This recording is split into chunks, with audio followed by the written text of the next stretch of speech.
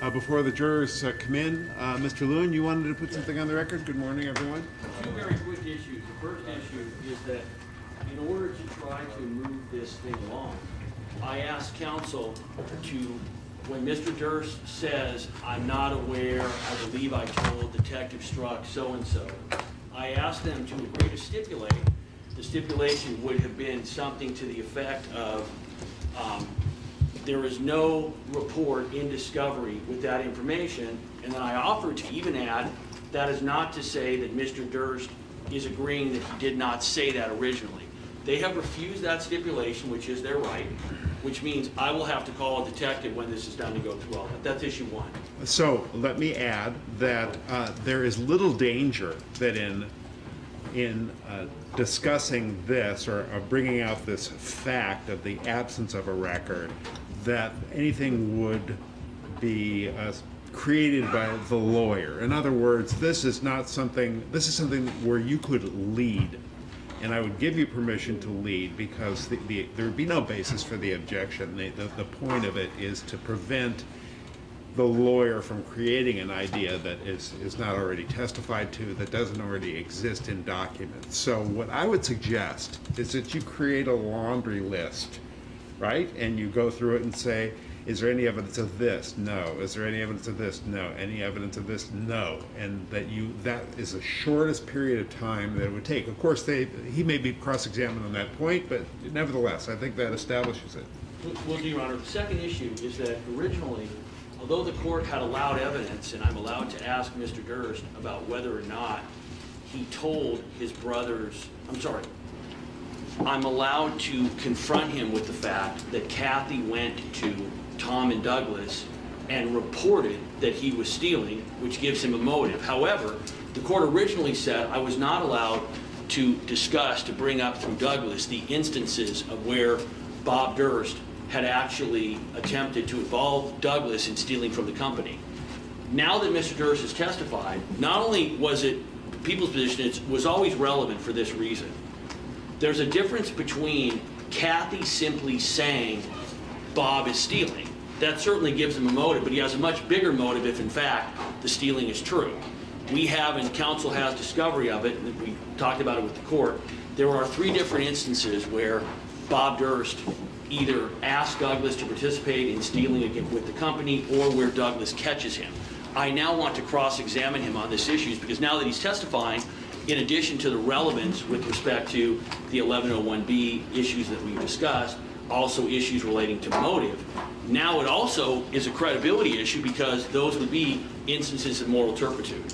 So I did think that it was relevant always, but more prejudicial than probative, at least considering that purpose. Now there's the additional purpose of credibility, and it could be admitted under 1101C for that reason. But again, I am a little bit concerned about the consumption of time by such examination. Let me give the court. That's my only concern, and I'll hear from the defense also. But let me just tell you what I'd be asking because it's very quick. I'm going to go through, and I can do it in less than 10 minutes. There are 3 different instances. I'm going to ask him about, obviously, the fact that Kathy went to Douglas and Tom. Was he aware of that, etc. Then I'm going to bring up the first instance involving him proposing that Doug would participate in a scam to set up fictitious employees to collect money. Then I'm going to bring up the second instance, which again involved similar conduct. And then I'm going to bring up the third attempt, and all of these were from the 70s to the very late 70s or early 80s. Don't you think Mr. Durst will deny that, causing you to have elaborate proof of the truth? Well, if he denies it, then at that point in time, then very likely what I would do is either I will call Douglas back in, which will be very quickly, or I'll get a stipulation from the defense that says if Douglas were called, he would testify to the following. If he came in, Douglas's testimony on this issue would be 15 or 20 minutes. I anticipate, and I've already told the defense, we will be calling Andrew Jarecki because Mr. Durst has repeatedly made it an issue that he was given a script.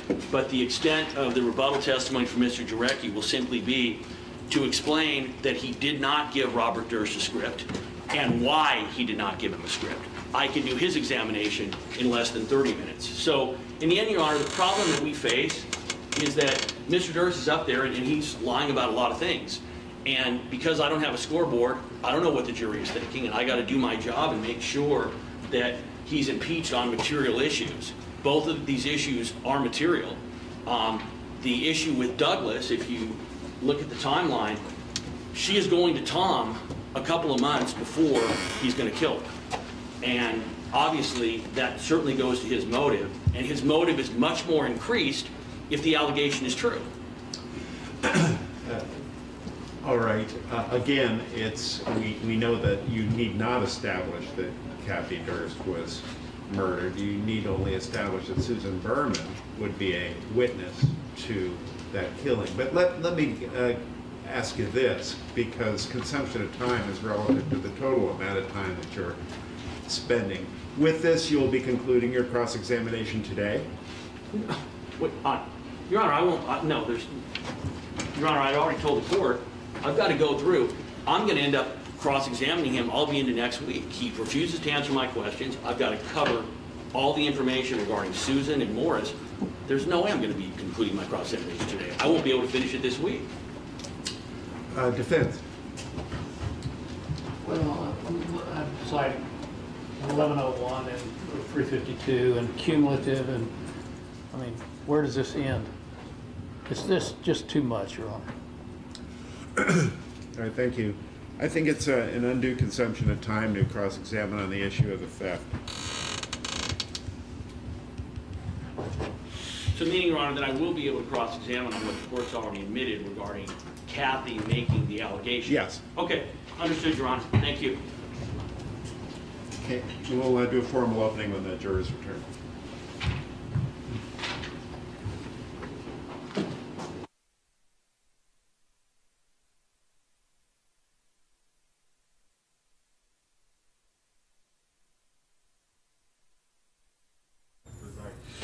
See everyone, good morning. We're back to Department 1, People versus Robert Durst. Mr. Durst is present with Mr. Chesnoff and Mr. DeGuerin, Mr. Lewin, Bailey, and Henderson Miata are here for the people. And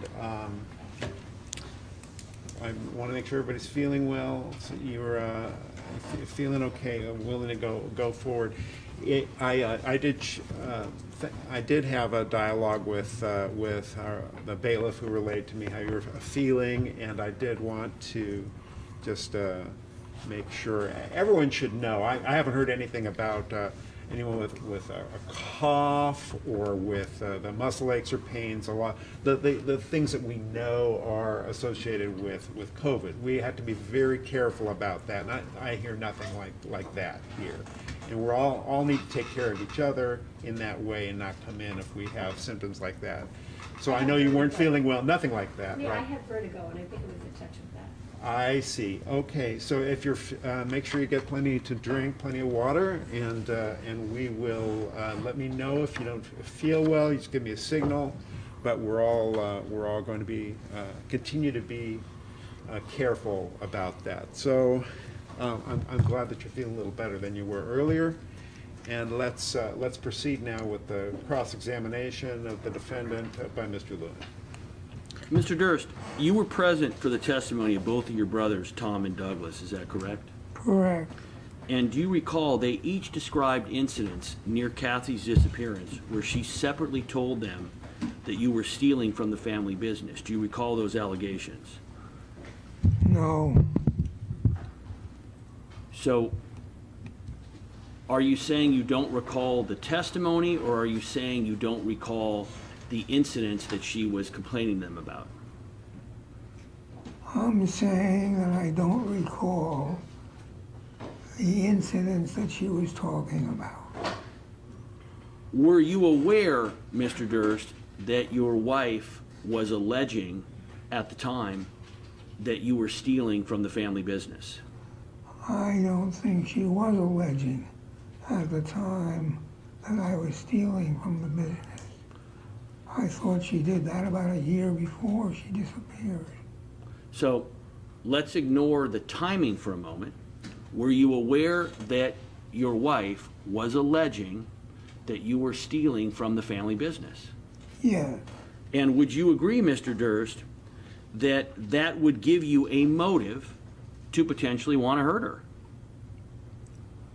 I would agree that Kathy was portrayed in the movie All Good Things by Catherine Dunst.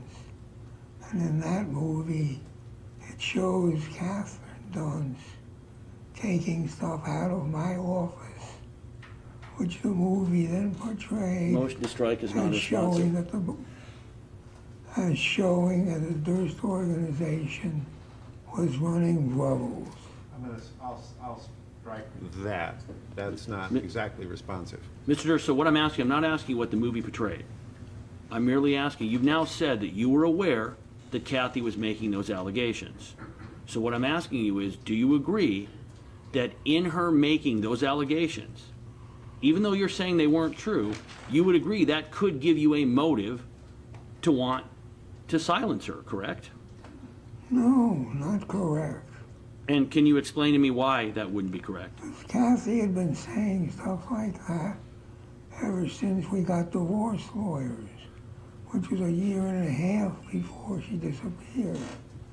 And the stuff she was saying, as far as I could tell, was absurd. So your position was that because you believe those allegations were not true, that you did not have any reason to hurt her. Is that correct? Nothing happened around the time she disappeared. I want to go to a different area for a moment, and I want to ask you, you mentioned yesterday, you talked about, I think now you're referring it, instead of the dig list, I think you're calling it the digilist, and you mentioned that the item that says dig should have said, really stands for digital. Is that correct? Correct. Can you tell me, what was it, what program were you allegedly evaluating?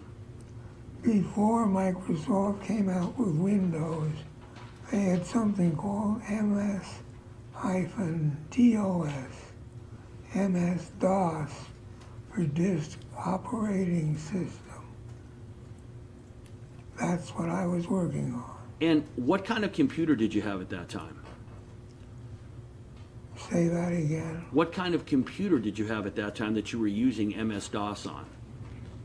I have no idea. Do you remember, was it an IBM computer or was it an Apple computer? It was a clone of an IBM. It was not Apple. It was no mouse. So it was not an IBM, it was not an Apple, but it was a clone, which were popular back at that time. Is that right? Yeah. All right, I want to go now to the area of Susan Berman. You had said that you had given Susan Berman a lot of money over the years. How much money do you think you gave her? $275,000. So you know the exact amount? That's an approximate amount. And when did you first start giving her money?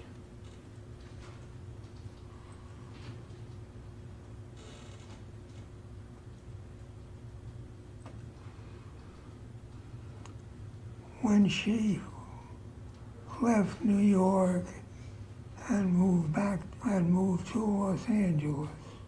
And you agree that was after your wife Kathy disappeared, correct? Correct. And would you agree, Mr. Durst, that if in fact Susan Berman had damaging information about your conduct, would you agree, if that was true, you would have an interest to make sure that she was happy? If Susan Berman had damaging information about my what? Damaging About information? my conduct. Yes. What conduct are we talking about? Killing your wife? If Susan Berman had damaging information about my killing my wife, what is the question? You would agree that if that were true, you would have the motivation to make sure that she was happy, that she was not angry with you.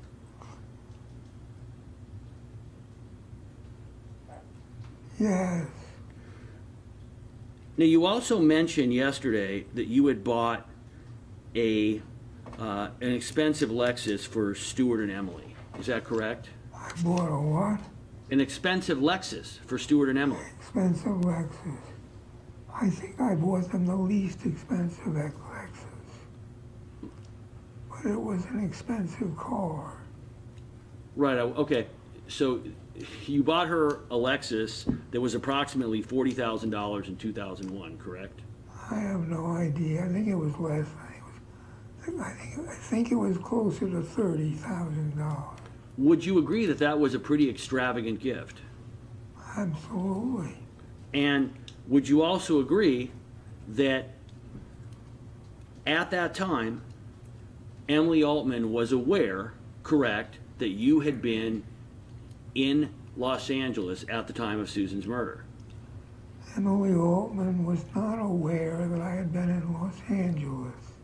Stuart Altman testified that his wife Emily could not possibly have spoken to me in the months before Susan Berman was murdered because I had moved to California and had not given them my phone number.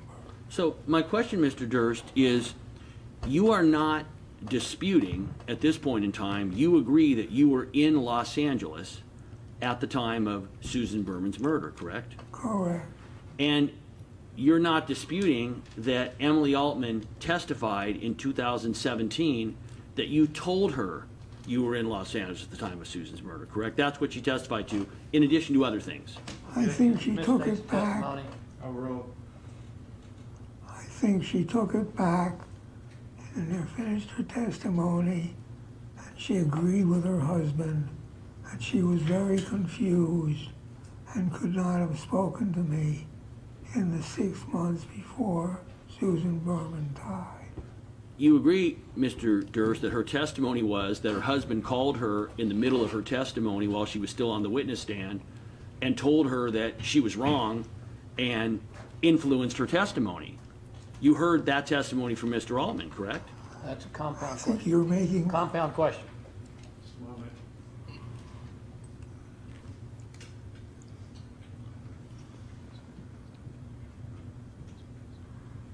Overruled? you were making my case for me. Yes, that is exactly what happened. Stuart Altman called Emily in the middle of his testimony and convinced Emily that she did not know what she was talking about, and Emily agreed with her husband that she did not know what she was talking about. Do you understand, Mr. Durst, that convincing a witness that their testimony is wrong in the middle of that witness testifying is improper? You understand that, correct? I sort of understand it. We are talking about a husband and a wife who go to bed at night in the same bed.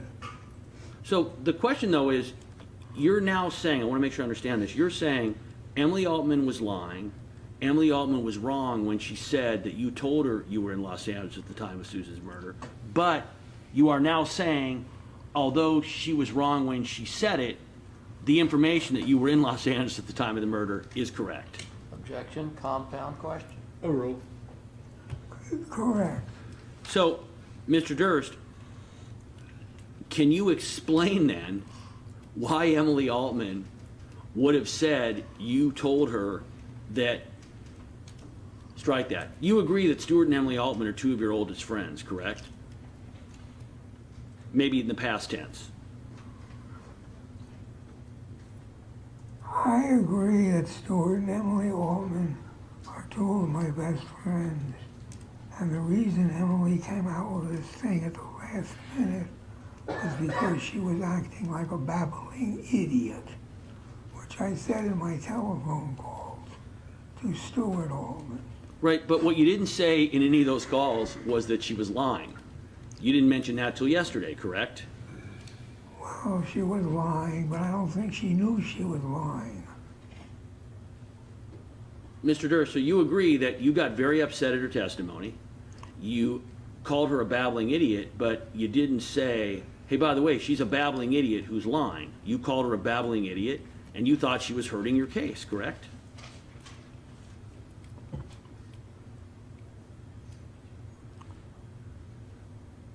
I don't know if I thought she was hurting my case. Her testimony seemed so contradictory and babbling like an idiot. I did not think anybody would take her seriously. Would you agree, Mr. Durst, that Emily Altman correctly stating, whether she heard it from you or not, that you were in fact in Los Angeles at the time of the murder, that is what led you to ultimately admit, after 20 years of lying about it, that you had written the cadaver note, correct? I think you told Emily Altman. Emily Altman, ma'am, are you aware if Robert Durst was in Southern California, in Los Angeles, when Susan Berman was murdered? And Emily Altman took the bait and said, oh, I am definitely aware that he was in Southern California, in Los Angeles. He was staying at the Beverly Hills Hilton Hotel. That's what Emily Altman said, and it didn't even sound believable. Well, Mr. Durst, would you agree that Emily Altman's testimony is what led you to admit that you had written the cadaver note, which you had denied writing for 20 years? Absolutely, I would disagree. I decided to confess that I had written the cadaver note because it seemed like I had to do that. Right, and you had to do it because of a combination of Emily Altman, Stuart Altman, the handwriting experts, correct? That's argumentative objection. Overruled. The handwriting expert is what convinced me. All right, so I want to go back to Susan Berman. You said you gave her approximately $275,000 and that it started after she came to Los Angeles. Can you tell me what increments would you give her money in? Hey, what increments? Like, so would you give her like 100,000 at a time, or 5,000 at a time, or 25,000? What increments of money would you give her? Well, we know I gave her 2 increments of 25,000 in the 2 years before she was murdered.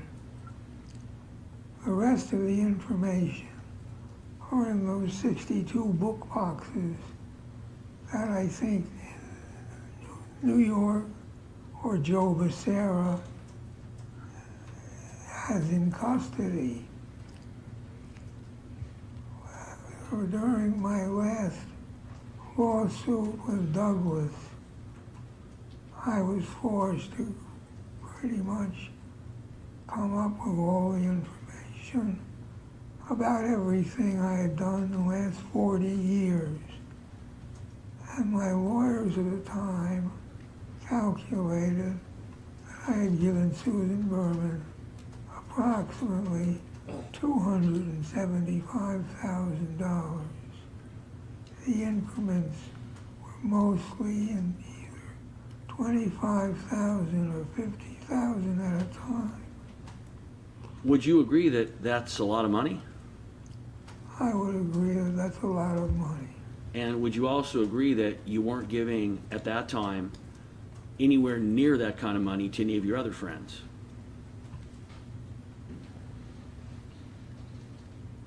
Correct. And would you also agree that when you gave Susie Giordano the $300,000, that Susie Giordano had some potentially damaging information that could hurt you in court? I'm trying to picture what damaging information Susie Giordano might have. I don't agree. I don't know what damaging information Susie Giordano might have. You were aware that in the summer of 2000, that Susan was trying to get a hold of you to ask you for money, correct? I've heard that repeated so many times that Susan couldn't find me. My telephone number was listed in Trinidad. I even remember it, 707-677-3200. Susan had visited me for a week in Trinidad. Susan knew my number, she knew my address. If she wanted to contact me, she could have. And she did contact me a number of times. And it's your position that the money that you were giving Susan was purely to help her financially and you had no ulterior motive. Is that your testimony?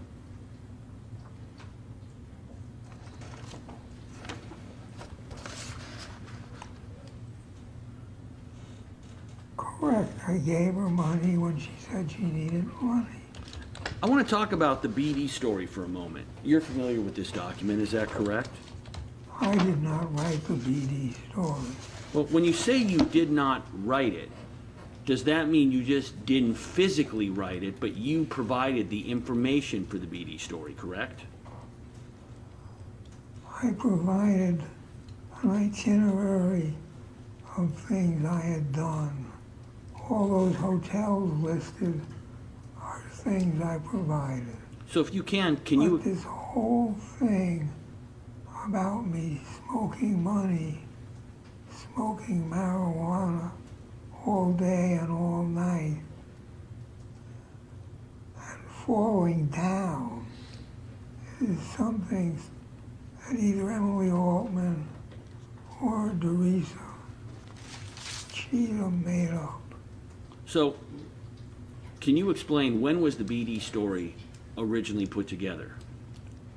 It was put together sometime prior to my trial in Texas. And the entries they have words like I, words like me. Do you agree? It is written in my first person. So, who was it that wrote that document if it wasn't you? I just answered that question.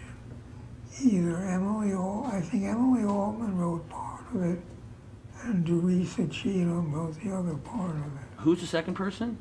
Teresa Cheatham was Mike Ramsey's assistant. So you're saying one of your lawyer's assistants wrote that document.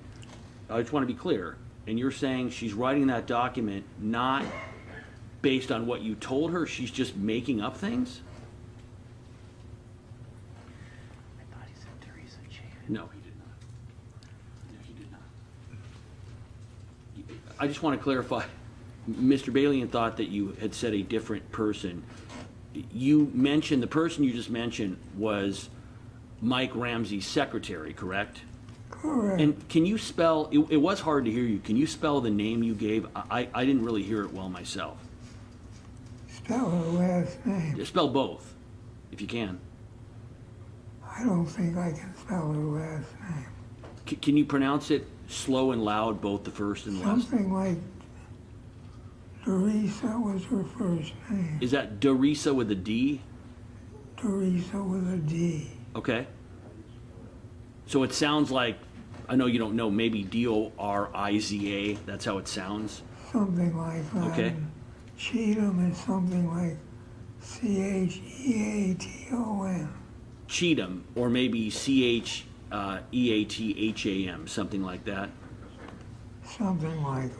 Okay, and she was Mike Ramsey, who was one of your lawyers in Galveston. She was his secretary. Correct. So She referred herself as his assistant. So what I'm asking you is it your allegation that Ms. Cheatham just made up the information in this document, or was it a situation where you were meeting with Ms. Cheatham, providing her the information, and then she would simply type it up?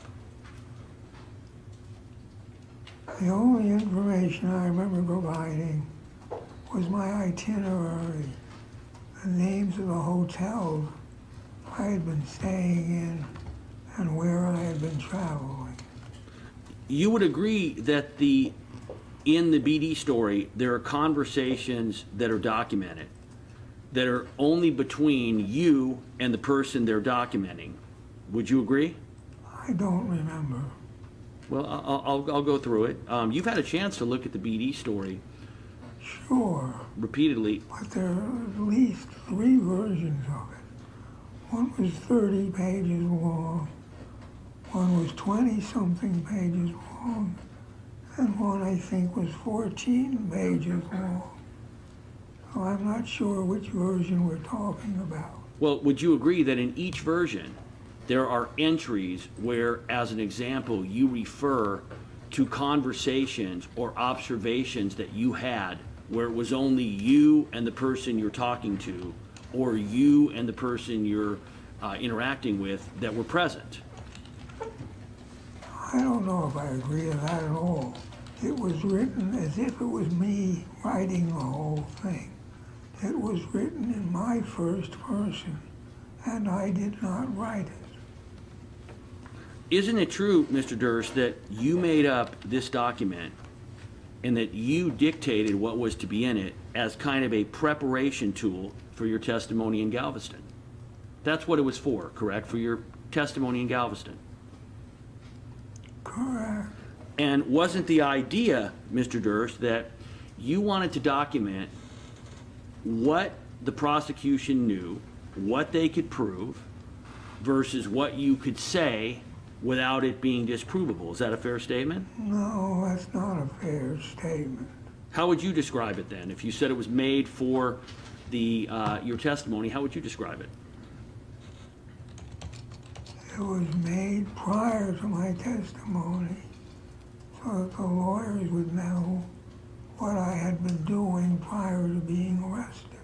So you're saying it was made for the lawyers to know what you had been doing prior to you being arrested, is that correct? Correct. Well, if it's being made for the lawyers, for them to know what you're doing prior to your arrest, how would making something up by this Ms. Cheatham, how would that further that goal? I think she filled in the blanks. All right, now, can you put up page 3 of the BD story, please? 198, page 3. Can you see that, Mr. Durst? No, Okay, tell us when you can see it, when it's big enough for you to see. People's 198.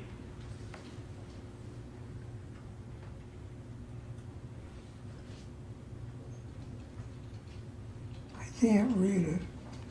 Okay, I'll tell you what, I'll read what it says. It says Galveston, and it gives dates. It says 11/15/2000 to December 6, 2000. Those dates are indicating when you were in Galveston, is that correct? Well, as I said, I can't read it. Do we have a hard copy with us that we can get in? Yeah, just keep going. 198. Got it. Mr. Durst, are you able, if we give it to you? I can't remember, do you wear glasses? I'm forgetting. I can't read it with my... You have an extra copy. Do you wear glasses? This is coming up now. During Oh, you can see it. the above dates, Okay. I lived May I in confer with counsel? Galveston and never used May I confer with counsel? Yes, you may.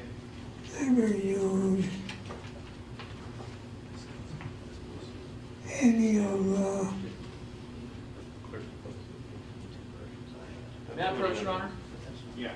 Mr. Durst, I'm going to give you a copy. The Post-it at the top needs to stay on, because that's how the clerk marks what it is.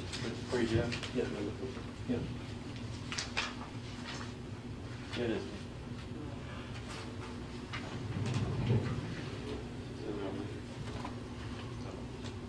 Page 3.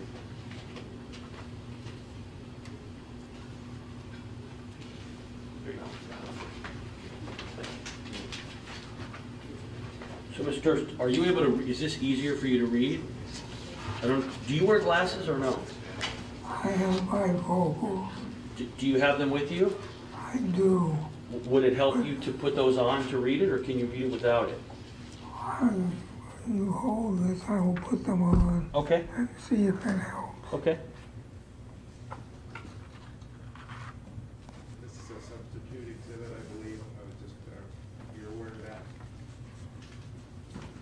What's exhibit number?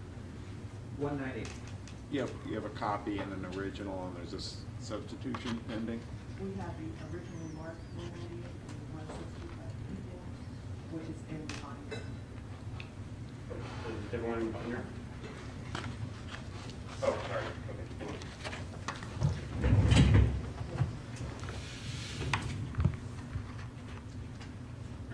Oh, yeah, hold on. During the above dates, I lived in Galveston and never used any of the He's able to read it from the devices. screen.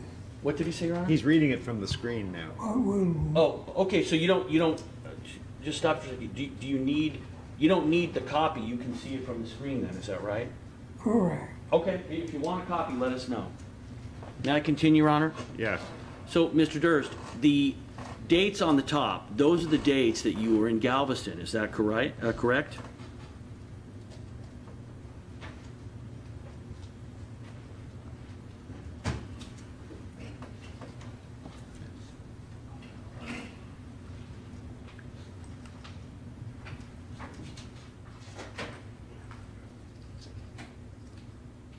I don't think those were the dates I was in Galveston.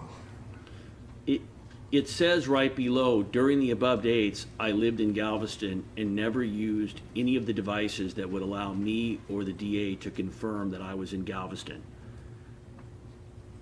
Is that a true statement?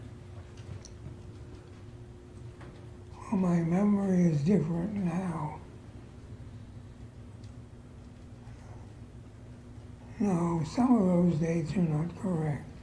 What about if you said the dates are not all correct, is the statement below that while you were in Galveston, you never used any of the devices that would allow me or the DA to confirm that I was in Galveston? That's correct. And the reason it's written that way, correct, Mr. Durst, is you are preparing a document to not only figure out what it is that you did, but to also be prepared for a prosecutor to cross-examine you and whether they will be able to impeach you or not. Is that correct?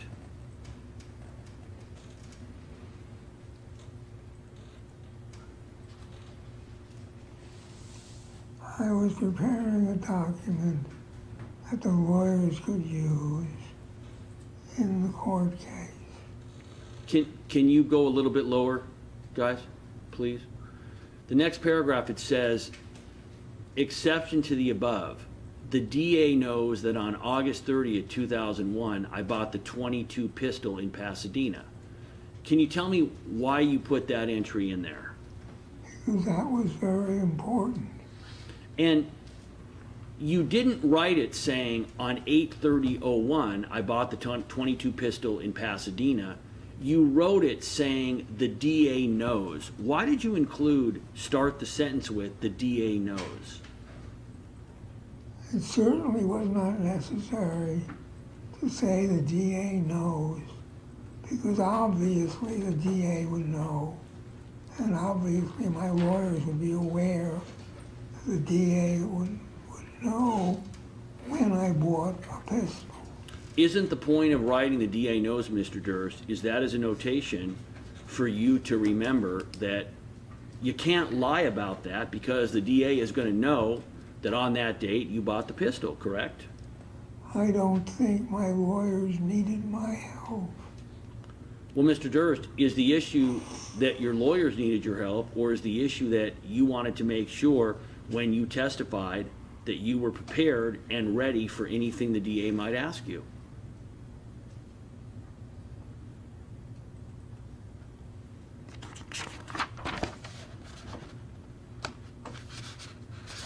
Is there a question to me?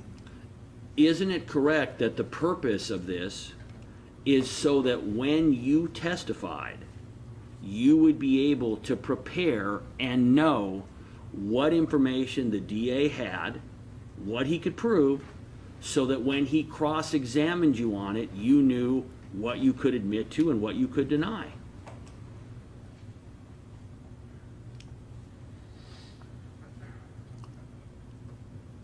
I wanted to prepare to tell the DA what I had done. And the reason that you're starting most of these sentences with or ending them with the DA to confirm, the DA knows, the DA should know the dates, are because you are structuring your testimony in Galveston to conform to what it is the DA can and cannot prove, correct?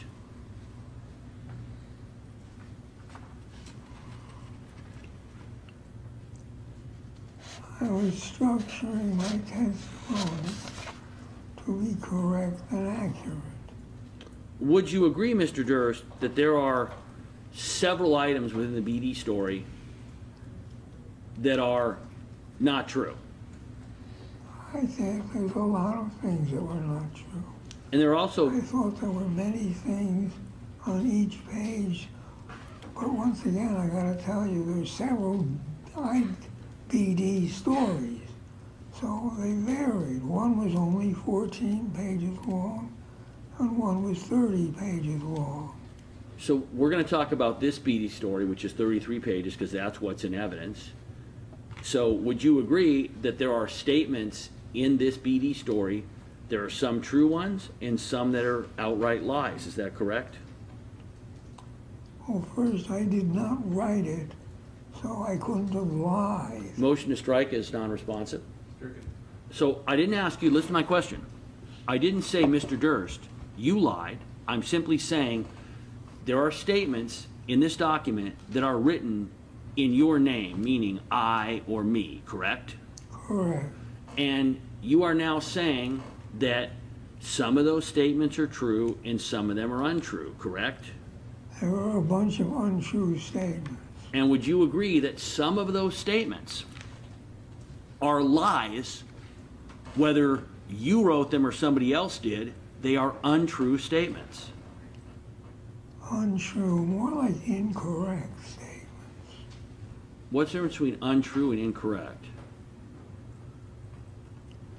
Well, a lie is knowingly, intentionally, purposely stating something that is not true.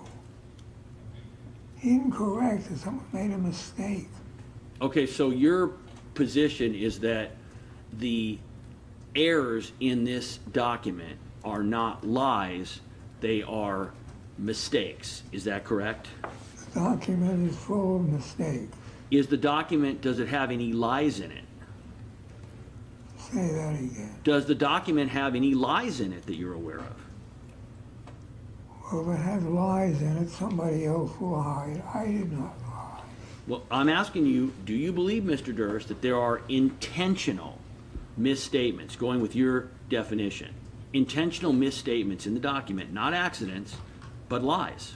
Do you agree that there are some I'm of not those? aware of any. All right. Can you go to page 5, please?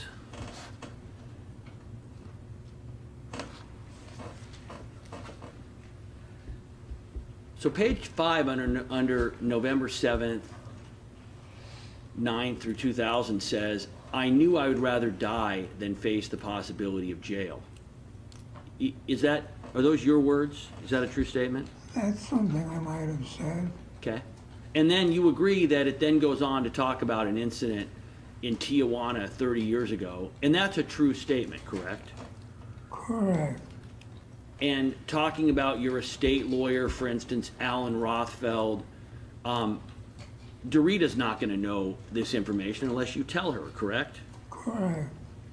And would you agree that there is much information in this BD story that the only person who would know it is you? Correct. All right, let's go to page 10.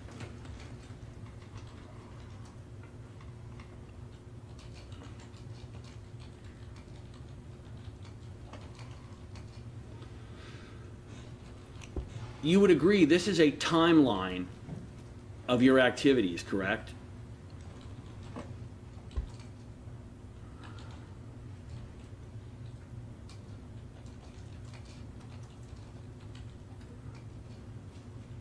Correct. And it is true that you flew to Eureka on December 19th, correct? Correct. And it is true that you flew to New York City on December 23rd, correct? Correct. And it is true that you were in Eureka, Garbersville, and Trinidad. Those places, well, at least you were in Eureka on December 20th, correct? In Trinidad, is that right? Correct. You were in Garbersville on December 20th, correct? Correct. You were not in, according to your testimony, you were not in either Eureka or Garbersville or Trinidad on December 21st or December 22nd, correct? I was in Eureka. And then, well, one day, December 20th, I was in Eureka, Garbersville, and Trinidad. December 21st and 22nd, I was in Trinidad. Okay. And you would agree, Mr. Durst, that that is not an accurate description of where you were because it does not include Bakersfield or Los Angeles, correct? Correct. And that's not a misstatement, that's a lie, correct? That's intentional. I don't see it as a lie. What is the question I was being asked? Well, Mr. Durst, you would agree that you are describing in this document where you were December 20th through 22nd, correct? Correct. Well, you were also, according to your testimony, you say you were in Bakersfield, but we know you were in Los Angeles, correct? The 22nd, I was in Bakersfield. I did not get to Los Angeles until the 23rd. Well, does it say you were in Bakersfield on the 22nd? I think I was asked when I was in California. Does it say on this timeline that you were in Bakersfield on the 22nd? No, and I don't think,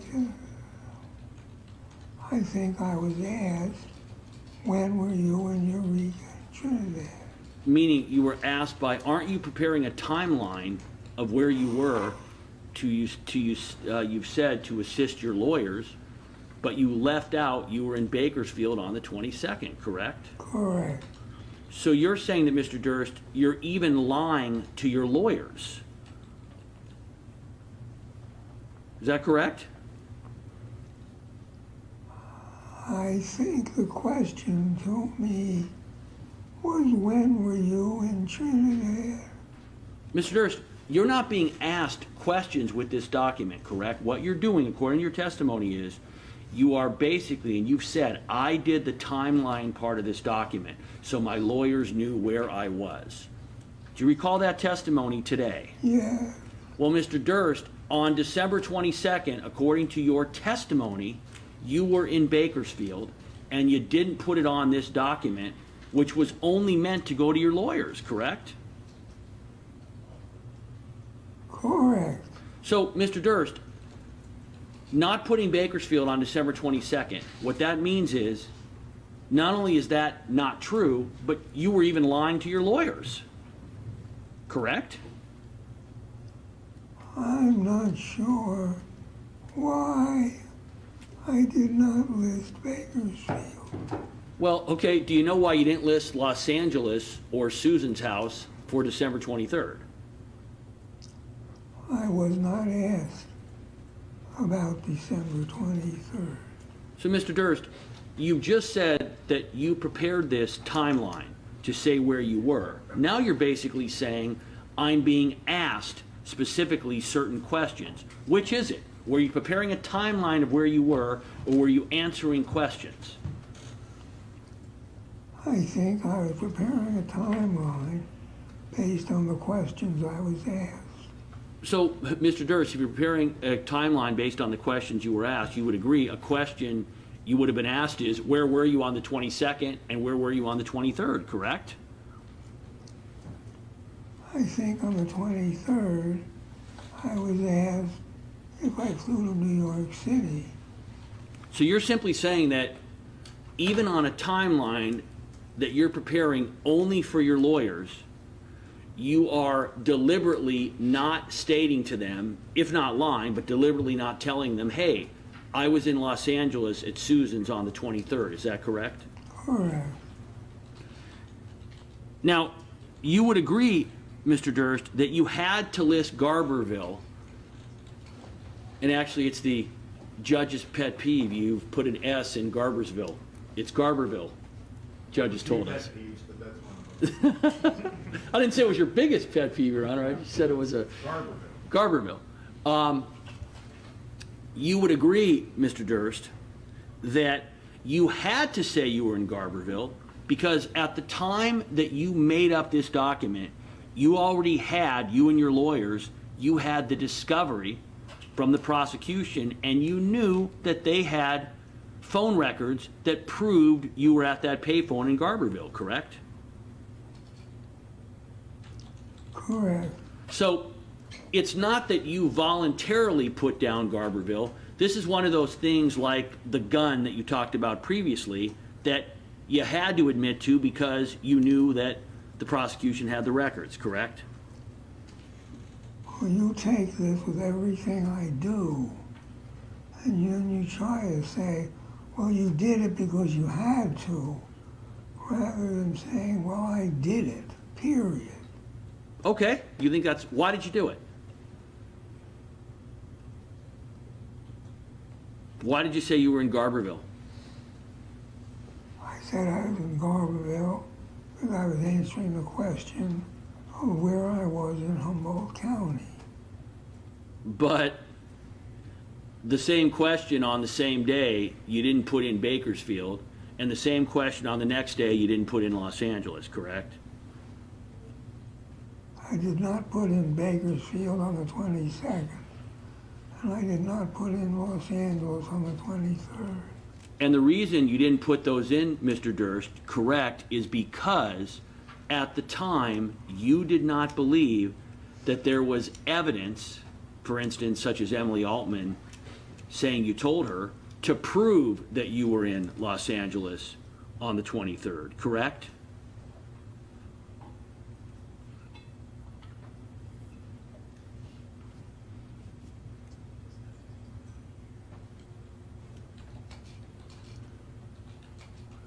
I did not. Correct. Right. In essence, you had a free pass to not disclose where you were on the 23rd in Los Angeles because at the time you wrote this, you did not believe, correctly, that the prosecution had a way to prove you were in Los Angeles, correct? Well, I don't think the prosecution ever proved I was in Los Angeles. I think the prosecution brought out handwriting experts who impressed upon me that I had to confess to having written the cadaver note. No, let's back up. We're talking about Galveston. We're not talking about your trial here. So what I'm asking you is that you knew that the prosecution in Galveston, they had the phone records that showed you had made the call from Garberville, correct? Made the call to Garbersville. From Garbersville, the payphone records. Correct. So you knew you couldn't lie about that, even if you'd wanted to. You couldn't lie about it. It's like the gun. The DA I knows. had no reason to lie about it. Well, I'm not asking whether you had a reason to lie about it. You would agree, though, that whether you had a reason or not, you couldn't do it because the records would have easily impeached it. Would you agree? I would agree I had no reason to lie about it. And there were lots of other records. I went to Eureka with Diane Boucher. I also withdrew $9,000 or so from the Bank of America. Right, Mr. Durst, so you were aware, you knew that there were records that show that you withdrew, I think it was $9,500 that morning on the 20th from a bank in Eureka, correct? Correct. And you knew that the DA in Galveston had those records regarding the bank, correct? How could the DA not have those records? Well, Mr. Durst, well, how could they not have the records if they didn't have the records? The question is, you're aware they had the records and they had given you copies of those records, your lawyers in discovery, correct? Correct. And they had given you copies of the phone booth records from Garberville showing that you had made calls there, correct? Correct. So you would agree, Mr. Durst, that you were not in a position to deny either of those two facts because the records would have shown you were lying, correct? I had no reason to deny that I was in Garberville. Listen to my question. I'm not asking you why. I'm simply saying, do you agree that because those records existed, it would have been futile for you to have said, hey, I didn't go to the bank that morning and take out the $9,500, and I didn't make the calls from Garberville. You couldn't have done that, correct? Correct. However, there were no records at the time and no evidence at the time to show you were in Los Angeles on the 23rd, correct? Not that I'm aware of.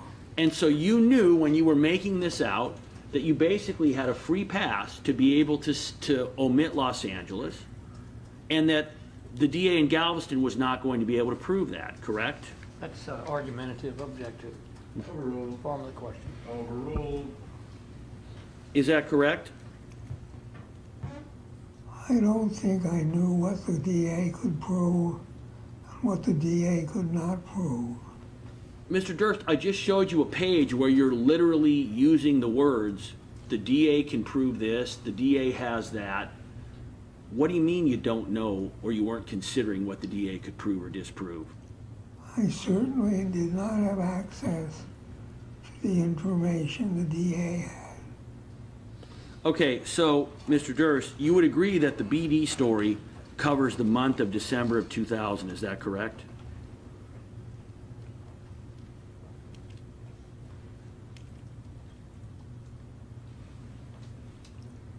I don't remember. Do you want to go back and just show him that where it starts with December, please?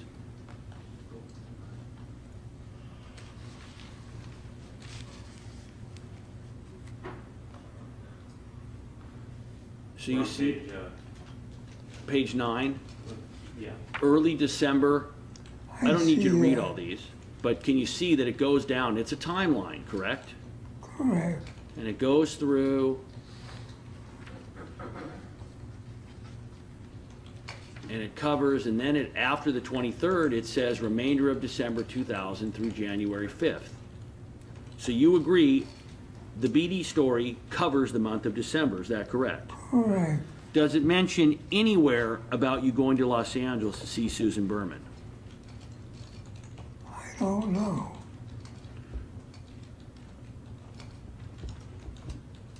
Well, Mr. Durst, I can have you read through this. You would agree that there's nowhere in the BD story where it says, I went to go visit Susan Berman in December of 2000, correct? I would not agree. I did not read it. And I don't remember all of it. Well, Mr. Durst, haven't you previously testified that you have been lying about whether or not you ever saw Susan in December of 2000 for 20 years? You've said, you've already admitted, you lied about it under oath in Galveston. You lied about interviews. You lied during your conversations with Andrew Jarecki. So are you saying that you believe that you might have put in the BD story, yes, I came down and saw Susan in December of 2000? I might have. All right, well, this is the long way. We'll do it. Let's go back up to the beginning of the month. Mr. Lewin, isn't that, this is sequential, so you could look at that time in December. Yes, this is sequential, correct. All right. So, Mr. Durst, this is starting early December. Go back one page, or 2 pages. You agree, Mr. Durst, we've gone back to page 7, that this timeline goes in basically calendar sequential order, is that correct?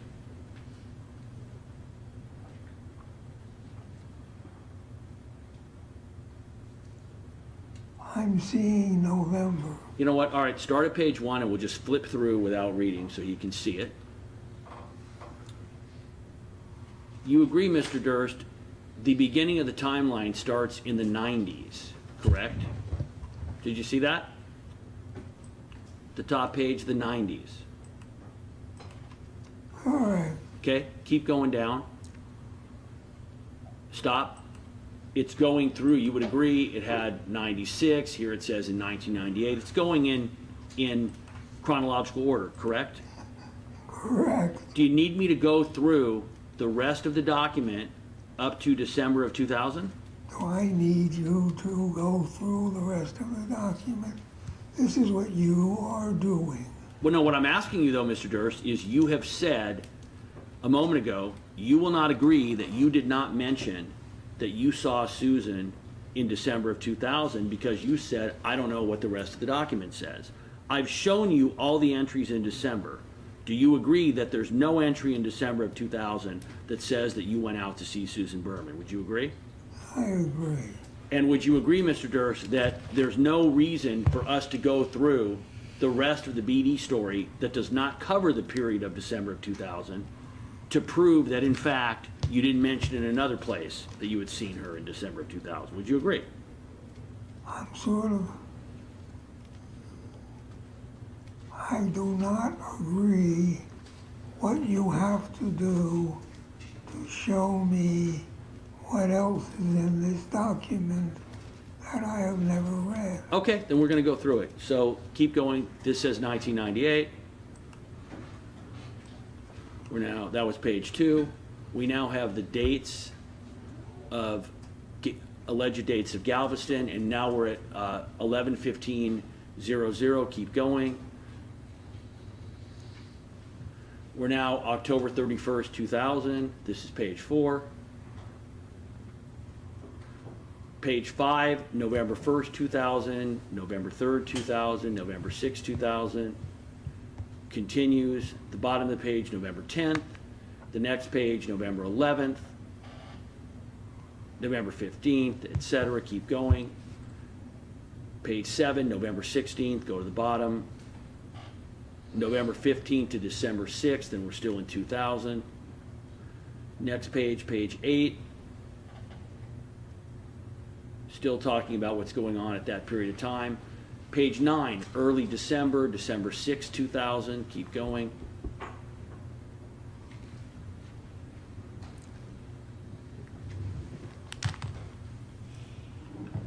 Page 10, now we're in December 19th, 2000. Keep going.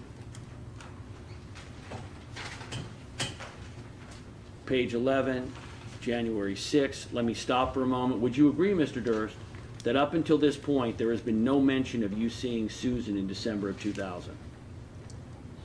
I would agree that you turned the pages so quickly that I could not read them. Now, let me just hand him the document. We could take the break, you could look through it. Do you want to take review our this, break. We'll this take a- document over the break, Mr. Durst? We'll hand him people to 198 to review it over the break. Yes.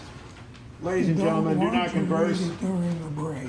Your Honor, Mr. Durst said he doesn't want to review it during the break. Can the court request that he review it during the break? We'll talk about that after I excuse the jurors Okay. for their break. Ladies and gentlemen, do not converse among yourselves or with anyone else on any subject connected with this case. Do not form or express any opinion on the case. And that is 10:50.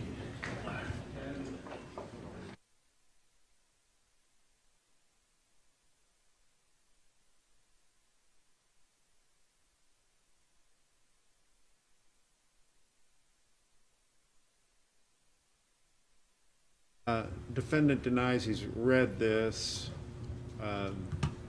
which is questionable, but that's what he says. Anyway, the jury will have this. It'll be in evidence. At one moment he says, I don't agree that you need to go through the whole document, quote unquote, that I have not read. So there's a little dig there saying he hasn't read it, but he doesn't, he feels that you don't need to go through the whole document with him, and I suppose that's true. I don't know how productive it is. Well, Your Honor, in the end, here's the problem. It's very clear that what Mr. Durst has decided to do is just not going to answer the questions because there's no good answer.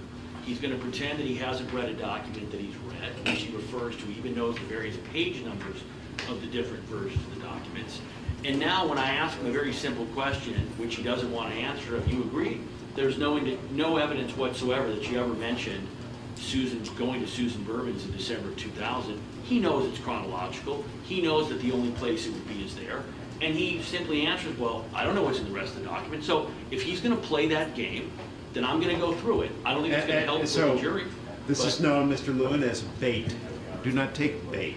But it's not taking bait, Your It Honor. is, it is. So it's something that you, I think, you can do this if you want, I suppose, but I don't think it's very productive. Mr. DeGuerin, did you have a comment or no? No, but I'll talk to him over the break. You'll talk to him, you say? Yes. Your Honor, and If just that so, will be productive, I think it will. here, just so it's clear, I'm not taking any bait. It's my belief that every time Mr. Durst plays this game, the jury's watching him, and his credibility sinks even further. I'm not playing any game at all. I'm doing my job. If he wants to pretend that he doesn't understand, then I understand, Your Honor, it's difficult for people to sit through. It's no fun for me either. But in the end, it is what it is. And, you know, I've tried through stipulation, I've requested, I've begged, I've talked to the lawyers. I've done everything I can do to try and expedite this. In the end, he controls how long this takes. But see, the assumption is that you need to get an admission of that he is wrong and that you are right on 100 different points. When it just seems that that's not necessary to achieve your objective. So that's all I'm saying. Okay. But in any event, you can ask him to read it. If he won't read it, then you can ask him, have you refused to read it? All right. That's fine. And Your Honor, I would assume that I will be leading with questions such as, Mr. Durst, are you denying that it is true that there is no such entry, blah, blah, blah. In other words, I will lead, in essence, saying that there isn't such an entry and making him say either, I don't know, I don't read, etc. The court could argue, potentially, I think it's appropriate at this time, the court can make a finding that he's being deliberately evasive and that therefore that question, which is borderline appropriate, would be appropriate because of his denial. You always can lead. I'm encouraging you to lead a lot more than you do. So Okay. Mr. DeGuerin's going to talk with him, and they can talk about how this appears. Okay, it's our break.